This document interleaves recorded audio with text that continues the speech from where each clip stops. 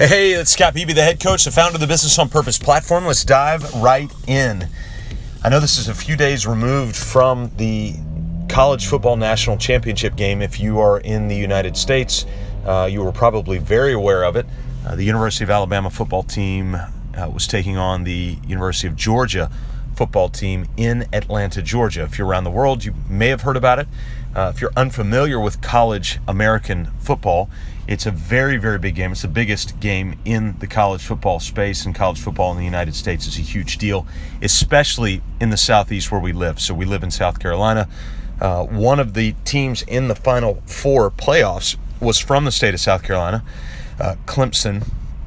And Georgia, the University of Georgia, is right across the border in the state of Georgia. And then the University of Alabama is just about 3 or 4 hours away from that school. So very, very geographically, very much an epicenter of American football here in the Southeast. And so these two teams were playing in the national championship.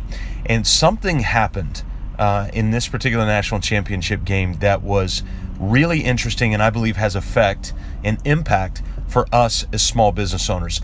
And so it happened on the University of Alabama sideline. Now, you need to know this. The University of Georgia football team, powerful team. They've got a second-year coach. Actually, totally useless information for you. My roommate, Jarek, and I actually played against Kirby Smart, who is now the head coach of the University of Georgia. And Kirby Smart cheap-shotted me on the end of a punt play after the whistle. Totally random, totally useless fact, but interesting nonetheless. So with that being said, and they've done quite an impressive job in just 2 years. Very, very impressive. With that being said, I want to go to the University of Alabama sideline. They've got a legacy head coach, a heritage, historic head coach who's still in seat, Nick Saban. Coach Saban has coached in multiple places, Michigan State, up in Michigan, LSU down in Louisiana.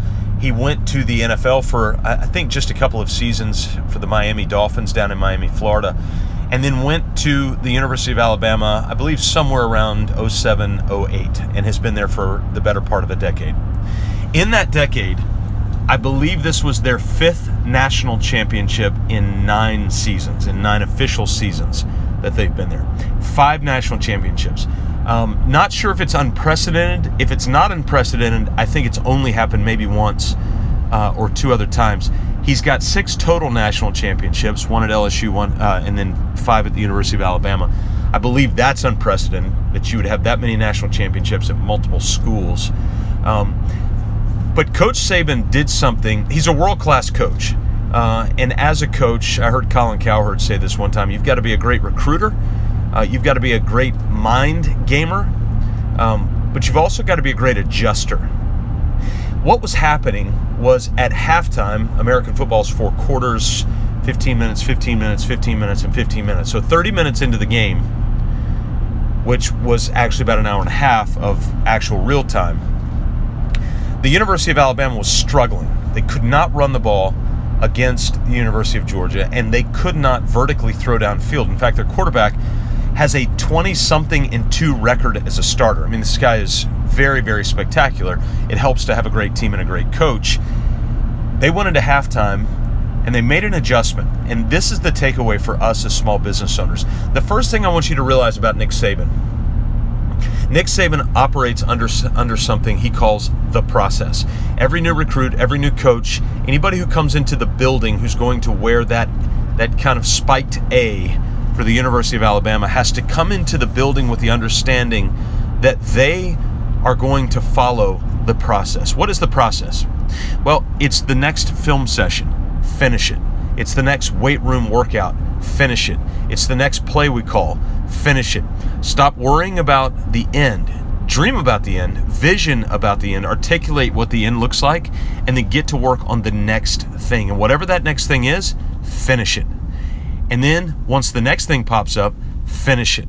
So instead of getting scattered and fractured all over the place with having 16 things going at once, I've told you before that quote that Gary Keller put in his book from somebody else, multitasking is nothing more than the ability to screw up more than one thing at a time.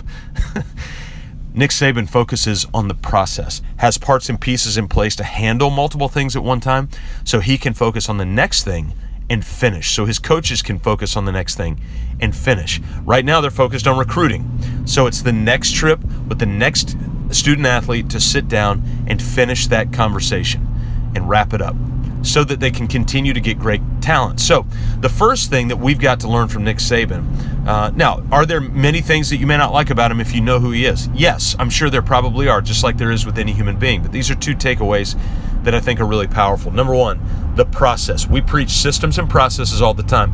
My question for you is, what's your process? And if it's scattered, if it's fractured, then you realize that vision needs to be set, mybusinessonpurpose.com/vision. And from there, you can begin to articulate, refine, and repeat process. Articulate, refine, and repeat.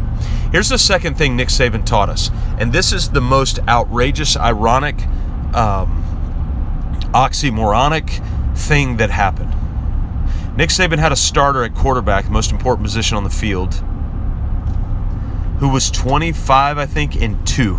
He'd lost 2 games in a lifetime, and one of those was a national championship game. And so really, in just regular old games, he's lost 1 game in 2 years, 25 and 2. Impressive. Gets to the national championship game a second time. In fact, he has not had a season yet that he's not been to the national championship game. And Nick Saban benches him at halftime for a freshman, true freshman, who's from Hawaii, who had hardly played any meaningful snaps during the game, during the season. This freshman comes in, starts throwing bombs in the second half, leads them to tie the game, could have won the game. The kicker actually missed kind of a gimme chip shot. They went into overtime. Quarterback takes a terrible sack and then throws a 40-something yard bomb, touchdown, end of game, national championship, University of Alabama, all because Nick Saban was willing to throw the kitchen sink at a situation that he could not get around. He was stymied, he was buffered, he was up against a brick wall, and so what he did is he said, you know what, I'm not going to, here's the reality. The media, the public would not have chastised him if he would have stuck with his starting quarterback, because his starting quarterback has got an incredible record. The safe, easy thing to do for his reputation was to stick with his starting quarterback. The risky thing to do because of the end game, remember the process, so now he's at the national championship game, so the process demands that he finish the game. Not that he just kind of go out and go, yeah, we tried our best, we did the best we could. I wasn't going to leave our starting quarterback because, he's 25 and 2 and And that kid may still be their starting quarterback starting next year. Who knows? And this kid that came in from Hawaii might still be a backup. But for that game, he was willing to do something completely different in order to get his team to the ultimate vision of what they had. That's where he was headed.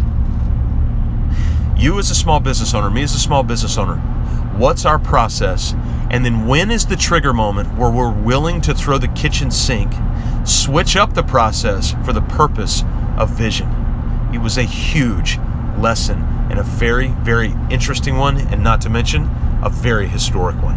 Hope that's interesting to you. Hope you can take a look at your day. You can take a look at your business and figure out where in the world is my process and how do I rinse and repeat that?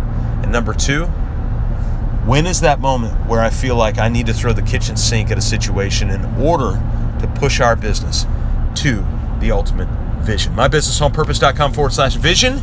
You can go there and get started on it, and we'll see you right here next time on the Business on Purpose podcast.